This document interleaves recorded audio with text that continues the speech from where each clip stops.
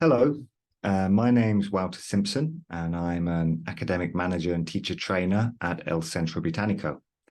And today, I'd like to talk to you for a little bit about how to interview successfully in English. Before I begin, I would just like to thank Talentia for inviting me to give this webinar on behalf of Centro Británico. Okay, so let's get started. Well, firstly, before we look at how you can improve the way you interview specifically in a second language, in English, I would just like to consider, why is it important to be able to interview well, and why might it be important to do interviews in English? Being good at job interviews is, I think, obviously important for several reasons. Job interviews are often the first interaction you have with a potential employer, and clearly making a positive first impression can significantly impact on your chances of getting hired. It could also provide you with a competitive advantage. Many of you may work in a competitive environment, and having strong interview skills can set you apart from other candidates who have similar qualifications to you. Interviews provide a platform to demonstrate your skills and qualifications in a more personal and practical way. The interview is also an opportunity for the employer to assess how you might fit into their company culture. And it's worth remembering that good interview skills are not limited to just looking for jobs. They could be useful throughout your career. For example, when seeking promotion or a raise or other professional opportunities. So being good at job interviews is about presenting yourself, communicating your qualifications, and demonstrating your potential value to an employer. And it is obviously a critical skill. Now, why might it be important to be able to do this in English? Well, English, like Spanish, is used in many countries as an official language. I believe English is an official language in 35 countries, including countries such as the USA, the UK, Australia, Canada, India, and so on. But perhaps more importantly than that, English is what we call, or can be considered what we call, a lingua franca. So lingua franca, well, this is a term used to describe a language that is used to communicate between people who speak different native languages. So, for example, a Chinese businesswoman communicating with a French businessman. Now, English is considered a global lingua franca, as it is widely used for international business, diplomacy, academia, and tourism. Indeed, one estimate suggests that for every one native speaker of English in the world, there are at least 3 non-native speakers of English. So, English ability is clearly a valuable skill in today's global job market. And job interviews being conducted entirely or partially in English are becoming increasingly common, even in countries where English is not an official language, such as Spain. And I think this reflects the global nature of business and the importance of effective communication in a world that is becoming increasingly interconnected. So now let's consider, what can we do to improve our interview abilities? Well, before we specifically look at factors related to English, I think it's worth considering that a lot of the things we need to do well in an interview are applicable to any language, whether you're doing an interview in Spanish, in Portuguese, in German, etc. There are certain factors that are universal. So let's have a look at some of these now. Body language. This would be things like maintaining good eye contact, offering a firm handshake if appropriate, sitting up straight, having good posture, Good body language conveys confidence and professionalism. Connected to this, presentation in terms of dressing appropriately for the position that you are applying for. I mean, it's a simple one, but a really important one. Being punctual, arriving on time for the interview, and in fact, arriving a little bit earlier. Being late does create a very negative first impression. And arriving early also gives you a bit of time to, relax and get comfortable in the environment. I think it's a really good idea to learn a bit about the company's products or services or culture. Understanding the company will help you to formulate your answers. At the very least, I would recommend visiting their website beforehand. I know from experience when I've conducted interviews with candidates who have done their research, it does make a very good impression. Well, we'll talk about this one a bit later, but yes, this is about anticipating common interview questions. I'm not suggesting that you script your answer. That would sound far too robotic on the day, but certainly I think it's a good idea to practice them. For example, how would you answer a question if someone asked you about your weaknesses? You want to anticipate this and think, well, how can I be honest, but show them that I'm working to address those areas, for example. This is also, I think, a really important point. Having some questions prepared to ask the interviewer about the company or the team or the position. This demonstrates your interest and your engagement. I personally find it quite strange if I'm interviewing someone and I ask them at the end if they have any questions. And if they don't have anything, I think it makes a good impression to have 2 or 3 questions. I certainly, though, wouldn't suggest that the first question is about the salary. I don't think that makes a good impression. And finally, being positive, showing genuine interest in the position and the company. A positive attitude, a smile, a friendly persona can really go a long way. Okay, so now let's consider some specifics to interviewing for a position in English. And what I would like to do here is look at what we can do before an interview and then during an interview. So firstly, before the interview, well, what you could do is learn some useful vocabulary. For example, here we've got some phrases for agreeing with somebody, disagreeing, which you may not do so much in a job interview, but potentially. This one's quite nice, giving yourself time to think. Often when we're asked a question, we need to formulate our response, and we need that thinking time, and we show the interviewer that we need this thinking time by maybe using one of these expressions. It's also very important, of course, that you are clear about the question you are answering, and you may ask for clarification. So perhaps one of these expressions could be useful.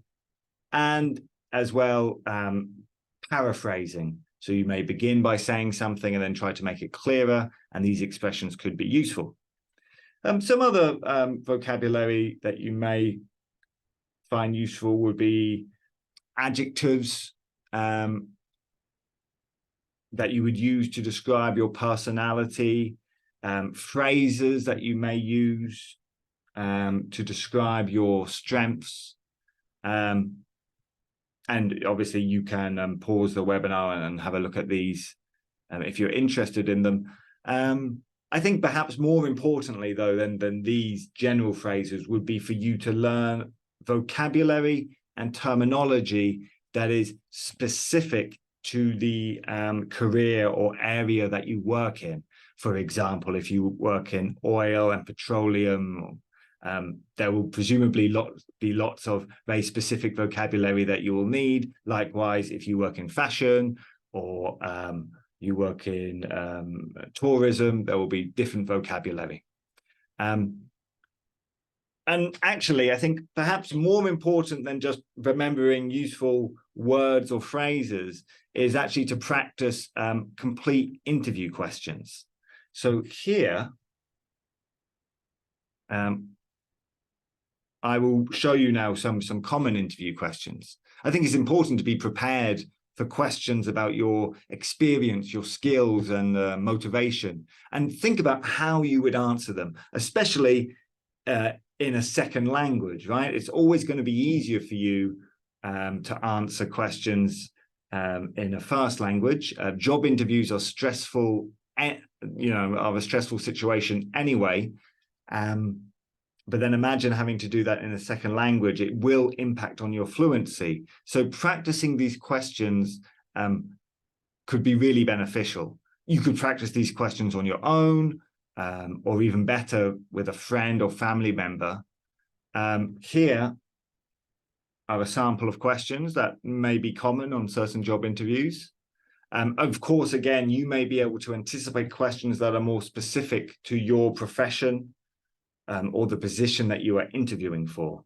And again, feel free to pause the webinar to look at these questions if you wish.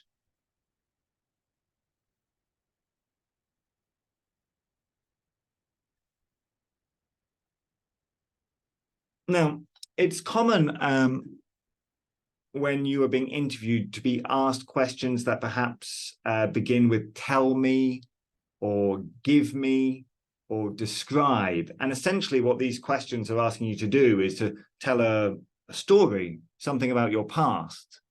Now, you might be very good at telling a story. Maybe you get to the point and include all the relevant details, but maybe you sometimes forget some important context, or maybe you talk too much, or you get the order a bit jumbled. Now imagine doing this in the stressful environment of a job interview and having to do this in a second language. This is where the STAR method could be useful. So what is the STAR method? Well, it's an interview technique, and it gives you a format you can use to tell a story. And that format is the situation, the task, the action, and the result. By using these 4 components to shape your story, it's much easier to have a focused and concise answer. And it's meant to be simple. You really are meant to just give a couple of sentences, really, for each part of the method. Perhaps an example would be best. I mean, firstly, here in the situation, you're describing, you're filling in the detail of the event, but sometimes we might get this confused with the task. But the task is how you are involved in the event. So let me give you an example.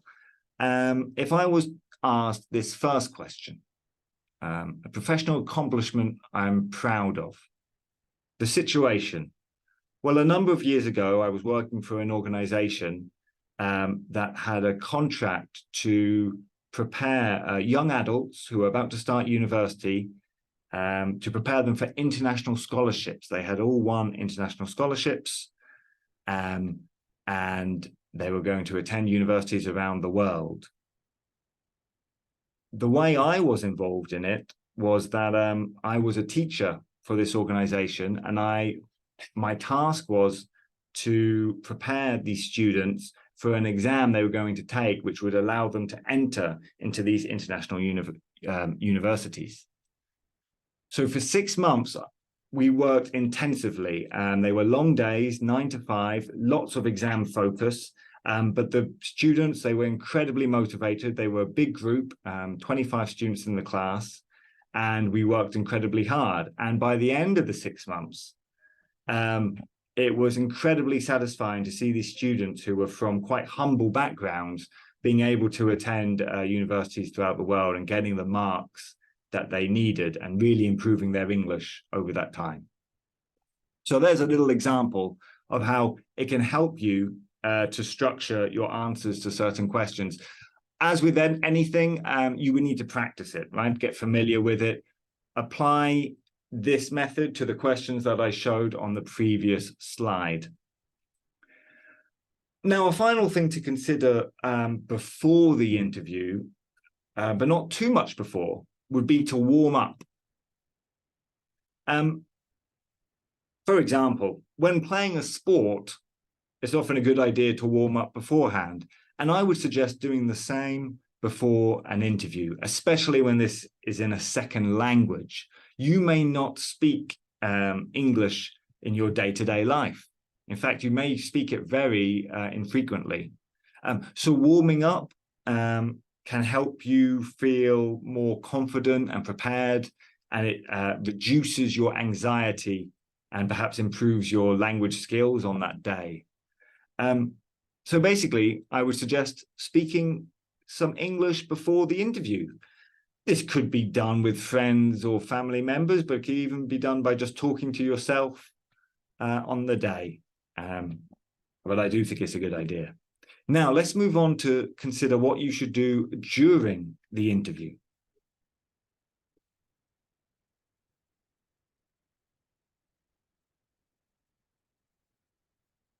I think the first thing to consider is the speed at which you're speaking. It's easy when we're feeling nervous to rush and start to speak more quickly, but try to focus on speaking slowly and clearly. Again, this is where preparation and practice can help. Avoid speaking too fast, as it can make you harder to understand.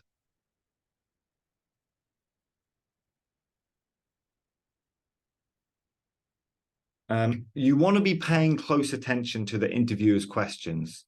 And as we looked at earlier with some of those expressions, if you don't understand a question, please ask for clarification. I think it's okay to look for clarification, as it shows your commitment to understanding and answering correctly, rather than you thinking you understood the question and actually you end up talking about something that's completely irrelevant to what the interviewer was looking for.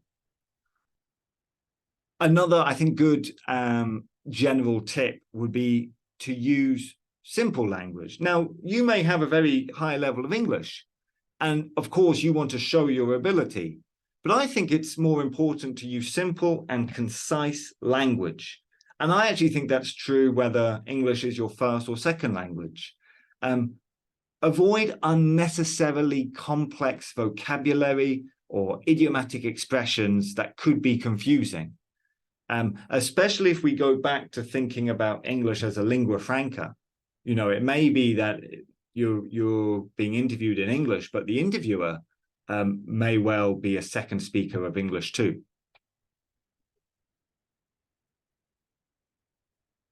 And don't be afraid to pause. It's okay to take a moment to gather your thoughts before answering a question. And again, we looked at some expressions earlier that you could use to help give you this time. And I think this can help you provide more accurate and well-structured responses. I think really we need to remember that many employers appreciate candidates who are multilingual and can communicate effectively in a second language. So confidence and preparation are key to a successful interview, regardless of the language. And so a lot of what we're talking about today is equally applicable to interviews in Spanish.